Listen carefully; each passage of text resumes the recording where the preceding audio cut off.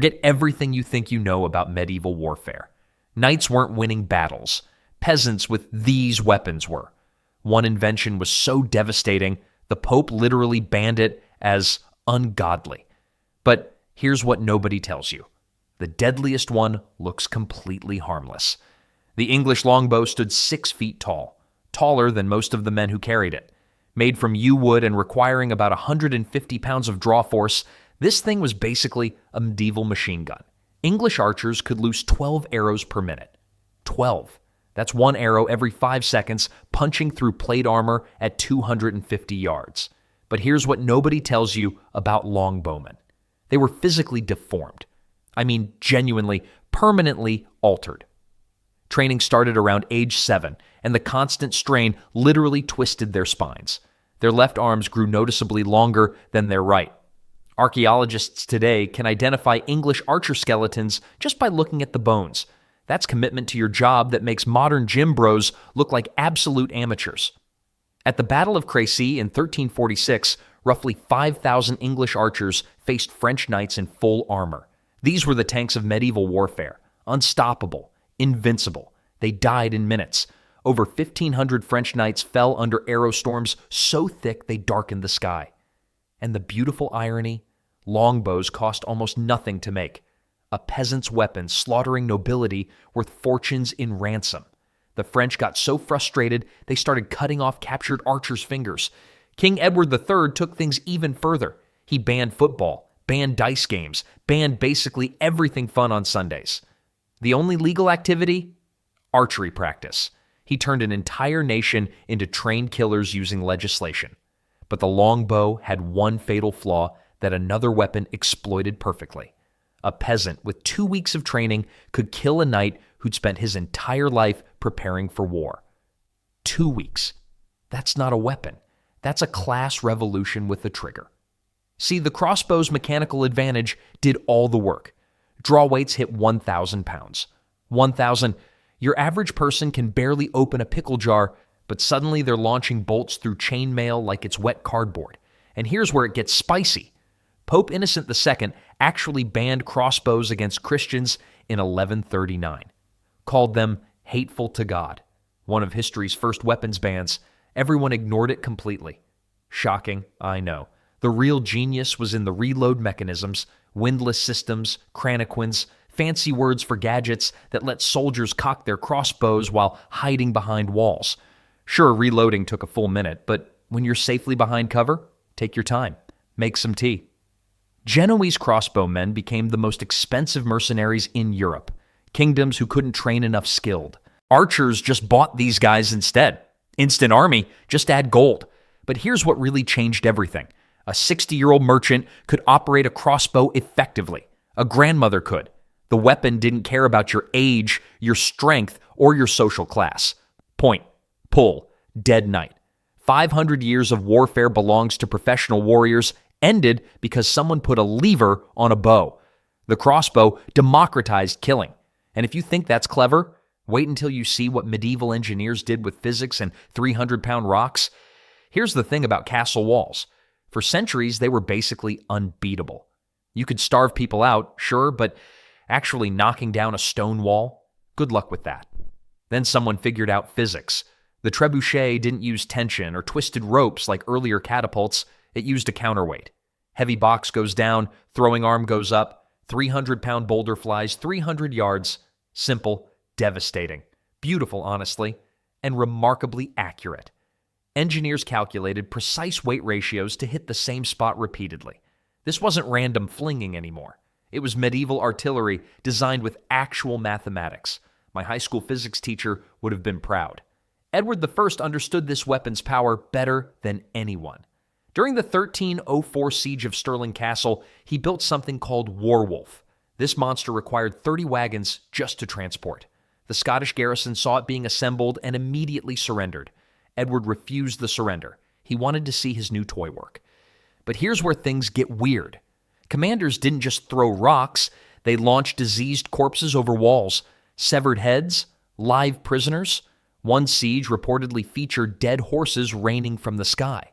Psychological warfare meets biological warfare meets sheer medieval brutality.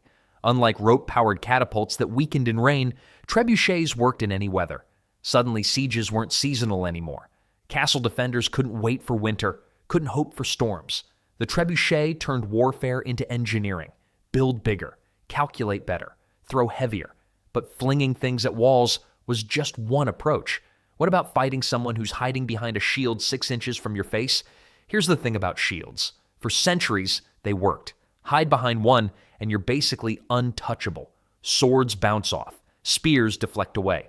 Knights got comfortable. Then someone attached a spiked metal ball to a chain, connected that to a wooden handle, and suddenly shields became useless decorations. The flail didn't care about your shield. That chain let the striking head whip around defensive weapons like they weren't even there. You'd block perfectly, feel pretty good about yourself, and then catch a face full of iron spikes anyway. And the weird part? This terrifying weapon started as farm equipment. Peasants used flails to thresh grain, separating wheat from stalks by swinging weighted sticks. When rebellions broke out, farmers already knew exactly how to use them. No training required, just aim for the Lord's head instead of the wheat pile. But flails came with a nasty surprise for users too. Miss your swing or hit at a bad angle, and that weighted head could come right back at you. I've seen historical recreation fighters knock themselves silly trying to look cool with these things. The weapon was almost as dangerous to the user as the target. Mounted knights eventually developed longer military versions. Add a horse's momentum to that swing, and you could crush helmets like empty beer cans. Germanic warriors loved these so much, they put them on family crests. The Morgenstern, meaning morning star, became legendary. Now flails were creative, but some weapons combined multiple creative ideas into one devastating package. The Halberd did exactly that. 8 feet of wooden shaft, an axe blade on one side, a spear point on top, and a nasty hook on the back. The Halberd was basically medieval engineering's answer to why carry 3 weapons when you can carry 1? Swiss peasants figured this out before anyone else, and they weren't just playing around with a cool design. They were solving a very specific problem. How do you kill rich guys in expensive armor when you're a farmer who can't afford a sword? The answer? You build something that does everything. Need to stab a charging horseman? Use the spear point? Need to punch through plate armor? The axe blade handled that. Need to yank some knight off his horse and turn him into a turtle on his back? That rear hook was your best friend. At the Battle of Nancy in 1477, Swiss halberdiers absolutely wrecked the Duke of Burgundy's professional cavalry. Like, they killed the Duke himself. A bunch of mountain farmers defeated one of Europe's most powerful nobles. His body was found days later, head split open by a halberd strike. The really clever part? Halberd formations didn't require years of training. You taught soldiers basic chopping and thrusting motions, put them in groups, and suddenly you had an army. Compare that to training a knight from age 7. The weapon worked so well, it stuck around for 400 years. Vatican Swiss guards still carry them today. Ceremonial, sure. But nobody's giving ceremonial crossbows to protect the Pope. Now, if you think the halberd was bad news for cavalry, wait until you see what the pike did. The pike is basically a really long stick with a sharp point. That's it. 18 to 22 feet of wooden shaft with steel at the end. And somehow, this simple weapon destroyed 500 years of mounted knights dominating every battlefield in Europe. Here's why it worked. Horses aren't stupid. They won't charge into a wall of sharp metal points no matter how much their riders kick them. So when thousands of soldiers stand shoulder to shoulder, all pointing pikes forward, cavalry charges just stop. The Scottish figured this out first. At Bannockburn in 1314, they formed circular pike walls called schiltrons. English knights charged expecting easy kills. Instead, they found a hedgehog made of steel that shattered wave after wave of expensive cavalry. Scotland won its independence that day, with sticks. But here's what really matters. The pike required almost zero individual skill. You didn't need years of training. You just pointed forward and walked with your buddies. That's the whole job. Suddenly, any kingdom could raise a dangerous army in weeks instead of decades. The Swiss took this concept and perfected it. Their pike squares became so unstoppable that Swiss literally became another word for professional infantry across Renaissance Europe. Kings paid fortunes to hire them. Knights who'd ruled warfare since Charlemagne found themselves helpless against farmers holding pointed sticks. Your grandfather trained you since childhood? Your armor cost more than a house? Doesn't matter. Some peasant's pike doesn't care about your family legacy. One weakness, though. Pikemen standing in tight formations can't dodge arrows. They're sitting ducks for archers, which brings us to a weapon designed specifically to solve that problem. Swords were the symbol of knighthood, the ultimate status weapon. Every knight trained with one from childhood. And by the 1400s, completely useless against other knights. See, armorers got really good at their jobs. Too good. Plate armor became so advanced that sword blades just skated off the surface. You could hack at an armored knight all day and barely scratch the paint. So knights did something clever. They designed a weapon specifically to kill themselves. Well, to kill each other. You know what I mean. The Poleaxe combined a hammer face, an axe blade, and a spike all on one 4-foot shaft. Every surface existed to solve a specific armor problem. The hammerhead dented helmets without needing to penetrate. One solid hit caused concussions that dropped opponents cold. The spike opposite could punch through armor joints at the elbow, knee, or armpit. And the axe blade? That crushed and cut simultaneously. Here's what gets me. This weapon became so respected that formal martial arts systems developed around it. Written manuals with technical terminology, specific name techniques. Historians still study these today. Knights actually preferred Poleaxe duels over sword fights for settling disputes. The weapon had more prestige than the sword it replaced. Smart engineering detail worth noting. Steel strips called langettes ran down the wooden shaft. This prevented enemies from chopping through the handle during combat. Small innovation, massive practical difference. Foot combat between dismounted knights became more common than cavalry charges because Poleaxes worked better on the ground. But speaking of weapons that changed everything about range warfare, so crossbows were deadly, but then some engineer looked at one and thought, what if we made it absurdly overpowered? Enter the arbalest. This thing used steel bow limbs instead of wood or composite materials. The result? Draw weights hitting 1,500 pounds. Effective killing range stretching to 380 yards. We're talking about a weapon that made regular crossbows look like toys. Here's what's wild. The best plate armor in Europe, the stuff that cost more than a house, meant nothing against an arbalest bolt. Knights spent fortunes on protection that a single steel-tipped bolt could punch right through. Decades of armorer innovation, gone in one shot. But how do you even cock something that powerful? Specialized windlass mechanisms. These pulley systems gave mechanical advantages of 50-1. Basically, physics doing the heavy lifting so average soldiers could operate weapons no human could draw by hand. Manufacturing these monsters required skilled metalworkers, so they weren't cheap, but worth every penny when you consider that one bolt could kill a noble worth thousands in ransom money. Pretty solid return on investment if you ask me. The bolts themselves flew flatter and faster than longbow arrows, harder to dodge, more accurate at distance. Your target barely saw it coming. The trade-off? 2 full minutes to reload.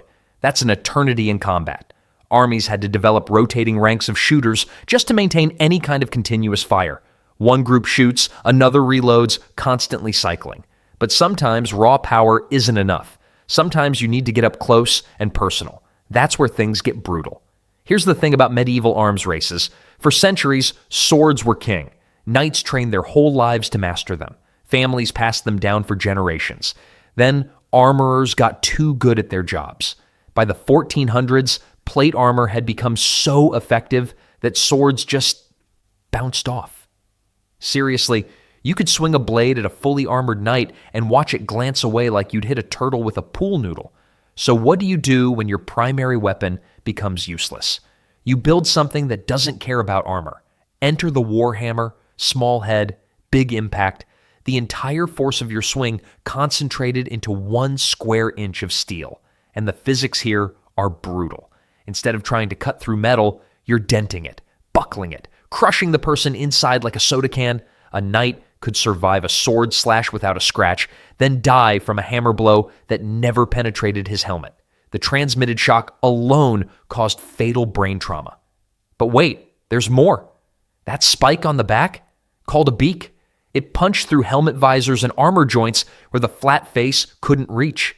Knights loved these things. They'd carry a sword for fighting peasants and a warhammer, specifically for fighting other knights. Different tools for different problems. One more advantage nobody talks about. Swords need constant sharpening. Warhammers, never dull. After 6 months of campaigning, your sword's an expensive club. Your hammer works exactly the same. Now concentrated impact is deadly. But what about something even more terrifying? Fire you literally cannot extinguish. Byzantine engineers looked at regular weapons and thought, what if we just set everything on fire? Greek fire changed naval warfare forever. Ships equipped with pressurized bronze tubes could spray streams of liquid flame across the water. Picture a medieval flamethrower mounted on the front of a warship.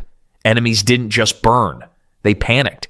Here's what made it terrifying. The stuff burned on water. You couldn't splash it out, you couldn't dive to escape. Swimming just spread the flames around you.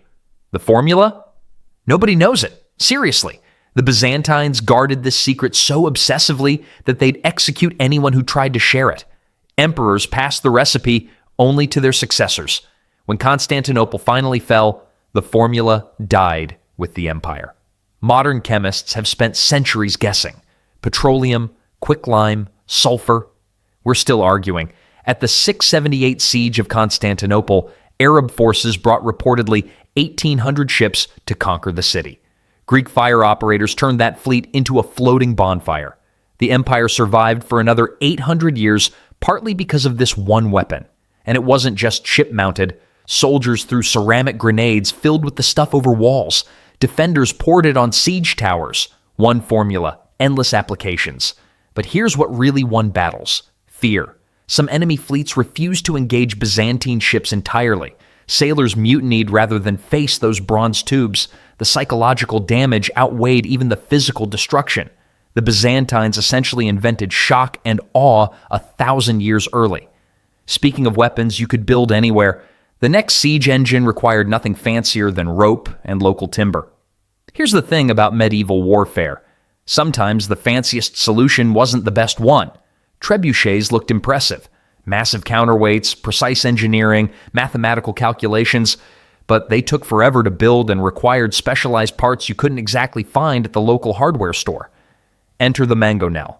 This machine ran on twisted rope. That's it. Bundles of animal sinew, horsehair, or even human hair wound tight until they held enormous tension. Release the arm, and stones went flying.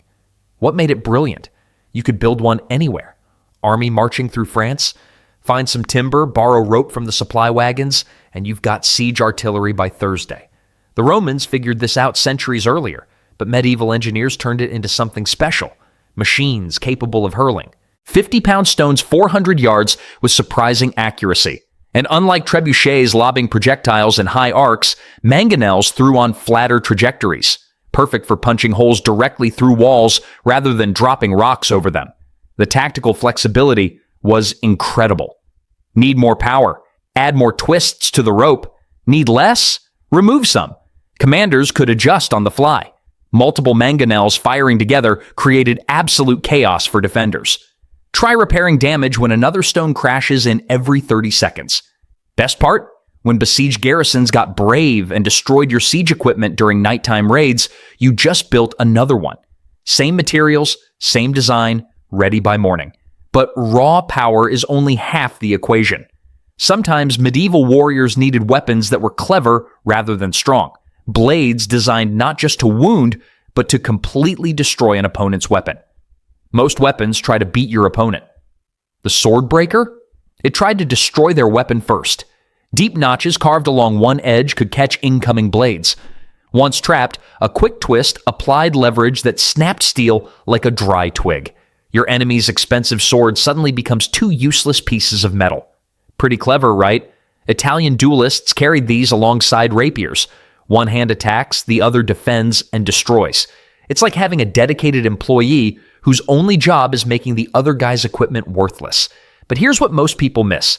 Those notches weren't just for breaking swords. They could trap arms during grappling, control wrists, even catch and redirect thrusts that would otherwise kill you. The timing had to be perfect, though. Misjudged by a fraction of a second, and your opponent's blade slides free.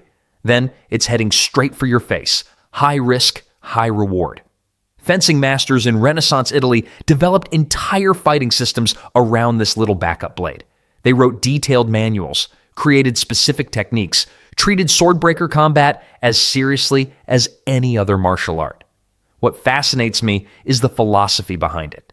Medieval warriors mostly wanted one weapon that did everything. The swordbreaker represents something different, a specialized tool for a specific problem. It's basically the combat equivalent of buying a separate garlic press instead of just using your knife. Sometimes the smartest solution isn't hitting harder. It's removing your opponent's ability to fight back entirely. Speaking of simple solutions, our final weapon cost almost nothing to make, but stopped entire cavalry charges dead. 4 metal spikes. That's it. Arrange them so one always points upward no matter how they land.